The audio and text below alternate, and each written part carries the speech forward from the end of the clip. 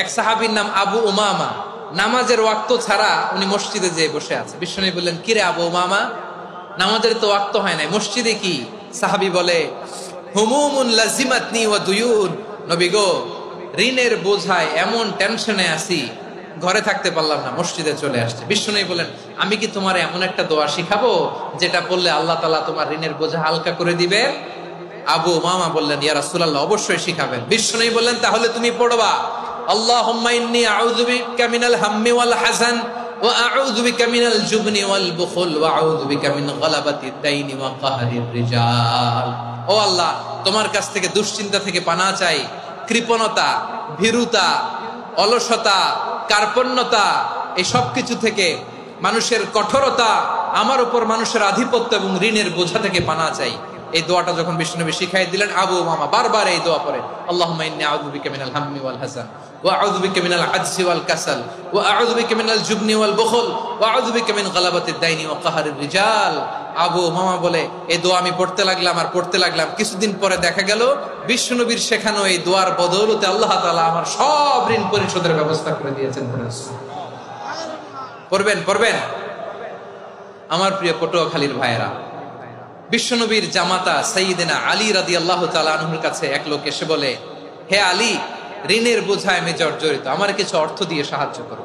সাইয়্যিদিনা আলী রাদিয়াল্লাহু তাআলা আনহু বললেন, আমি কি তোমারে এমন একটা দোয়া শিখাবো যেটা বিশ্বনবী আমাদের শিখিয়েছেন?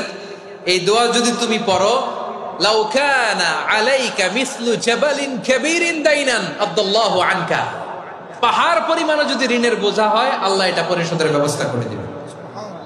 ছোট্ট একটা দোয়া বিশ্বনবী শিখালেন, বললেন, তুমি পড়বা, আল্লাহুম্মা কফিনি বিহালালিকা আন হারামিকা ওয়া আগনিনি বিফাদলিকা আম্মান সিওয়াক। মুখস্থ আছে? হ্যাঁ, আছে।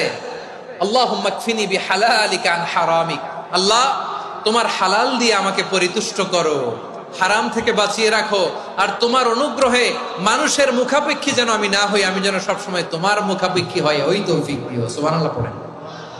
এই দোয়া বেশি বেশি পড়লে ঋণের বোঝা হালকা করে দিবে কে? তাহলে প্রিয় ভাইয়েরা, বিপদে পড়লেই প্রথমে কি পড়বেন? পটুয়াখালী ভুইলা গেছে। বিপদে পড়লেই প্রথমে ইন্না লিল্লাহ কি বলে নিজেকে আল্লাহর কাছে সঁপে দিতে হয়? হাসবুনাল্লাহ। চরম বিপদে দেয়ালে পিঠ থেকে গেছে, তখন লা ইলাহা ইল্লা আনতা সুবহানাকা ইন্নী কুনতু মিনাজ জালিমিন। এরপরে লা ইলাহা ইল্লাল্লাহুল আযীমুল হালিম, এই দোয়া।